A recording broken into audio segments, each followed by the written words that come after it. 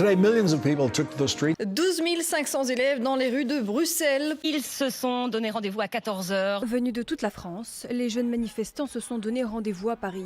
It was the day school children took over the street. Ils sont des dizaines de milliers chaque semaine dans les rues.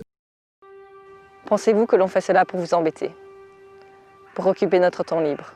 Ou encore pour être connus? Malheureusement, nous devons vous dire que non. Si nous faisons cela, c'est parce que nous avons peur. La prise de conscience face à la réalité qui nous entoure fut comme un électrochoc. Tout le monde a peur du futur avec ses craintes habituelles. Mais cette fois-ci, nous parlons d'un futur incertain, voire tragique.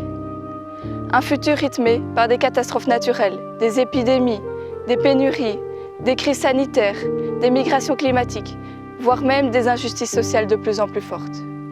C'est ce futur-là dont nous avons si peur. Les discours des politiques sont maintenant rythmés du mot économie et croissance, mais accompagnés du mot vert pour être plus à la mode. Les marques et entreprises nous vendent du rêve avec leurs nouvelles inventions, soi-disant responsables. Mais nous ne voulons pas de tout cela si derrière vous continuez à financer des énergies fossiles ou toute autre nuisance vers une société plus verte. Nous ne voulons pas de tout cela. Nous ne voulons pas que vous fassiez que nous écouter. Nous voulons que vous preniez conscience de cette société qui nous entoure.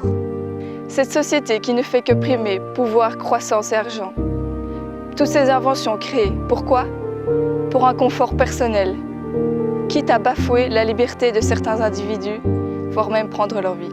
Quand l'on sait que 2,6 millions de personnes meurent de soif chaque année et que pour faire en une jeans, il nous faut 10 000 litres d'eau, cela pose question. Que la soi-disant mode à l'intolérance au gluten est simplement due à la surtransformation des grains de blé pour maximiser le profit sur le dos des agriculteurs et des consommateurs. En ajoutant que nos fruits et légumes ont perdu la moitié de leurs vitamines, dues à ces transformations génétiques. Que d'ici 2030, si rien ne change, on se verra pêcher du plastique dans les océans, car leur nombre aura dépassé ceux du poisson qui sont dans leur habitat naturel. Une espèce animale ou végétale disparaît toutes les 20 minutes. Un Européen consomme en moyenne 60 kg de viande et 20 kg de poisson par an. 3/4 des eaux mondiales sont considérées en surpêche. En 55 ans, un grand groupe pétrolier a émis 32 milliards de tonnes de CO2 et il faut plus de 320 ans pour compenser tout cela. Nos banques investissent notre argent dans des sociétés mêlées à de l'armement, du tabac, de l'alcool, du charbon ou encore des paradis fiscaux. Une mort suite au diabète a lieu toutes les 6 secondes. 20% de la population consomme 80% des richesses mondiales. En France, on compte entre 400 et 500 000 SDF, alors qu'il y a plus de 2 millions de logements inhabités. Si tous les habitants du monde consommaient autant que les citoyens de l'Union européenne, il nous faudrait 3 terres pour produire suffisamment. En moyenne, 127 personnes prennent l'avion chaque seconde. 3,2 milliards de personnes sont impactées par la dégradation des sols, due aux activités humaines. 1 million de bouteilles en plastique sont vendues chaque seconde. Presque 9 millions de morts par an sont dues à la pollution de l'air. Il y a eu plus de 700 000 déplacés climatiques en Europe au cours de cette dernière décennie. Attendez, ne déprimez pas. Oui, il reste des tonnes d'autres exemples comme ceci, mais on va s'arrêter là pour aujourd'hui. Gardons un minimum d'espoir et d'optimisme, surtout si l'on sait que... En Europe, la pêche électrique, c'est fini.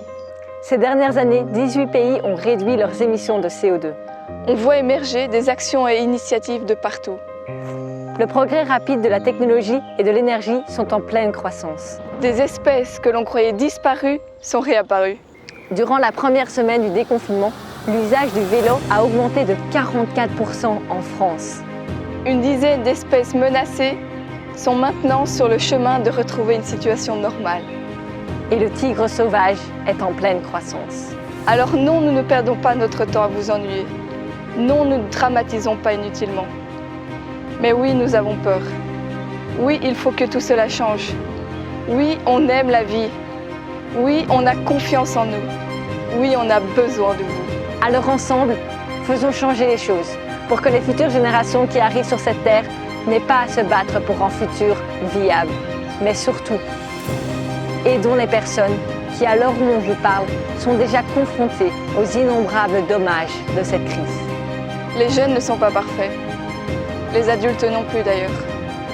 L'humain n'est pas parfait. Mais l'humain a une âme. L'humain a la capacité d'aimer, d'agir, de comprendre. Alors oui, nous n'avons pas tous les mêmes ressources, ni même les mêmes moyens d'action. Mais nous avons tous une part à jouer dans ce défi planétaire. Alors, qui que vous soyez, quel que soit votre âge, votre sexe, votre religion, votre origine, vous êtes humain. Nous vivons tous sur la même planète. Alors protégeons-la. Pour nous protéger, nous.